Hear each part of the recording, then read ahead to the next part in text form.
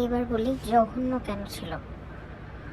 জঘন্য বলার একটাই কারণ, এই ডালটা দেখতে অনেক সুন্দর, টেক্সচার অনেক ভালো, বাট এটার মধ্যে কোনো ফ্লেভার নাই, কোনো কিছু নেই, একদম একটা ব্লান্ট একটা ডাল। আর এই লইট্টা ফ্রাইটা আমি একটু বলি। প্রথমত একদমই ফ্রেশ লইট্টা মাছ ছিল না, একটা গন্ধ ছিল। আর সেকেন্ডলি এটাতে এত বেশি পেঁয়াজ দিছে, মানে লইট্টা ফ্রাইয়ের সাথে পেঁয়াজ একসাথে ফ্রাই করে দিছে। আচ্ছা, আর লবণও ঠিক মতো হয় নাই। এবার আসি চিকেন ফ্রাই।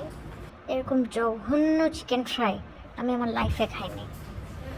মুখের একদিক থেকে শুধু আরেক দিকেই যাচ্ছে, গলার নিচে এটা নামতেছে না। এটা এত বেশি ফ্রাই করছে যে এত শক্ত হয়ে গেছে যে ভেতরে কোনো জুসই ছিল না। আর এই যে বিলটা তো আমি আপনাদেরকে আগেই দেখাইছি। সো ওয়াটারফল রেস্টুরেন্ট আপনারা গিয়ে দেখতে পারেন। হয়তো আমার সাথে এক্সপিরিয়েন্স খারাপ ছিল, আপনাদের সাথে হয়তো ভালো হতে পারে, বাট ওরা যে দামটা নিচ্ছে সে অনুযায়ী খাবারের মানটা ভালো হওয়া উচিত ছিল। এই